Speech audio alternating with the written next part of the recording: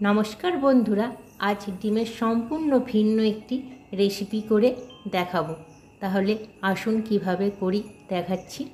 এখানে আমি একটু মেল্টেড বাটার আর একটু রসুন কুড়ে নিয়েছি। 2 চামচ মতন বাটার আর 1 চামচ মতন রসুন কুড়ে নিয়েছি। তারপরে এখানে অল্প একটু ধনেপাতা কুচি আছে, 2টো ডিম নিয়ে নিয়েছি, একটু লাল লঙ্কার গুঁড়ো, একটু লবণ নিয়ে নিয়েছি। এগুলো সব একসঙ্গে মিক্সিং করব এক এক করে। লবণটা একটু কমই দেবো যেহেতু বাটারে লবণ আছে।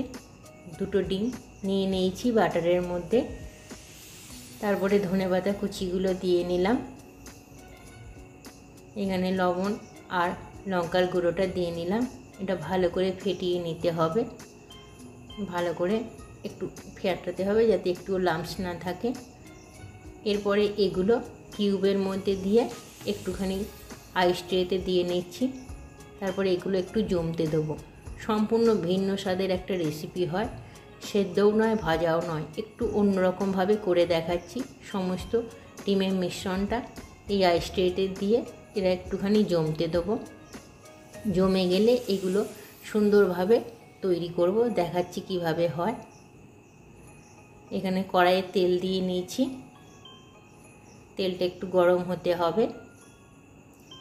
এই সময় কয়েক টুকরো রসুন দিয়ে নিলাম, একটু ভাজা হবে। একটু ভাজা গন্ধ বেরোলে একটু দারচিনি দিয়ে নেব, 2 টুকরো দারচিনি দিয়ে নিচ্ছি। একটু থেতো করে দিয়েছি, এটাও একটু ভাজা হবে। সম্পূর্ণ একটা ভিন্ন রকমের মশলা, অন্যরকম গন্ধ। ভাজা হয়ে এসছে।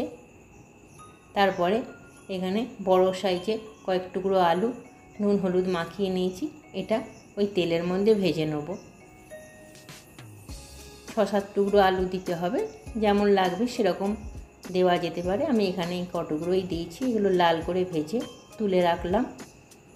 তারপরে তেলটায় মশলা এক এক করে দেবো। প্রথমে 2টো তেজপাতা দিয়ে নিলাম, তেজপাতাটা একটু ভাজা হবে। একটু জিরে আর একটা শুকনো লঙ্কা দিয়ে নিলাম, এটাও একটু লাল করে ভাজবো, ফোড়নের গন্ধ বেরোনো অবধি ভাজতে হবে। তারপরে বড় সাইজের 2টো পেঁয়াজ কুচি কুচি করে রেখেছি, সেগুলো দিয়ে নেব। সেগুলো লাল করে ফ্রাই করব।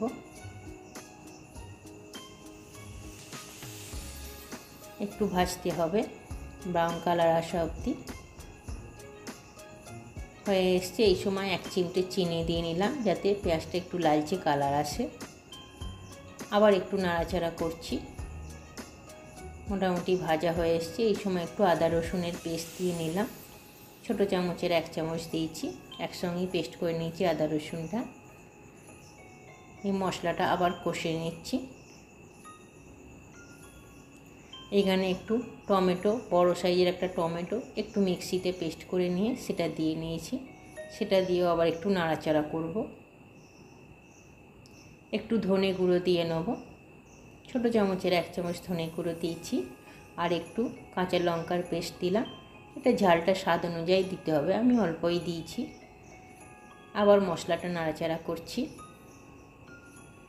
একটু শুকনো শুকনো হয়ে এসছে। এই সময় একটু হলুদ আর একটু নুন জলে গুলে দিয়ে নিলাম। আর অল্প একটুখানি লঙ্কার গুঁড়ো দিয়েছি, দিয়ে জলটা দিয়ে নিলাম। জলটা একটু ফুটতে হবে। শুকনো শুকনো হয়ে এসছে মশলাটা। এই সময় আলুগুলো আবার দিয়ে নেব। আলুগুলো ভাজা হয়ে এসছে, আর একটু কষে কষে সিদ্ধ করে নেব। দিয়ে মশলাটার সঙ্গে নেড়ে চেড়ে নেব। এরপরে আসল প্রিপারেশনটা বাকি আছে, সেটা দেখাবো। মশলাটা শুকিয়ে এসছে। একটু জল দিয়ে নিলাম যাতে আলুগুলো সেদ্ধ হয়ে যায়। 1 কাপ মতন জল দিয়েছি। দারুণ লাগে খেতে, খুব সুন্দর হয়। একবার ট্রাই করে দেখবেন বন্ধুরা। সেদ্ধ হয়ে এসছে। এবার ট্রেটা বের করেছি, ডিমগুলো সমস্ত জমে গেছে। দেখুন কি সুন্দর জমে গেছে। বাটার দেওয়া, ধনেপাতা দেওয়া ডিমের কিউবগুলো যখন ঝোলটার মধ্যে, গরম ফুটন্ত ঝোলটার মধ্যে ছেড়ে দেবো, দারুণ লাগে। দেখবেন কি অসাধারণ লাগে। এই যে কিউবগুলো বের করে নিয়েছি আইস ট্রে থেকে। যেহেতু একটু লঙ্কার গুঁড়ো দেওয়া আছে ডিমগুলোয়, সেই জন্য লালচে কালার এসছে। তার সঙ্গে বাটার, ধনেপাতা দেওয়া আছে, রসুনের পেস্টিতে একটু কোরানো রসুন দেওয়া আছে। অসাধারণ ডিমগুলো খেতে লাগে। এই ঝোলটার মধ্যে দিয়ে নিলাম। আস্তে আস্তে কিউবগুলো ফুটছে,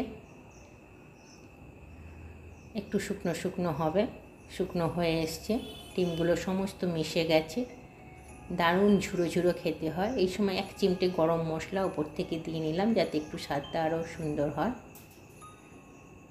একবার করে দেখবেন, এই ডিমটা আলু দিয়ে ভাতটা মেখে খেতে অসাধারণ খেতে লাগে। এবার এটাকে প্লেটিং করব। শুকিয়ে শুকিয়ে এসছে, শুকনো ভাতে খেতে খুব ভালো লাগে। সুন্দর করে প্লেটিং করেছি। আপনারা একবার ট্রাই করবেন, আর যদি ভাল লাগে আমাকে একটু জানাবেন বন্ধুরা। আর পরের ভিডিও প্লিজ একবার দেখবেন। আশা রাখছি আপনাদের ভালো লাগবে। কত সুন্দর দেখতে হয়েছে দেখুন। নমস্কার।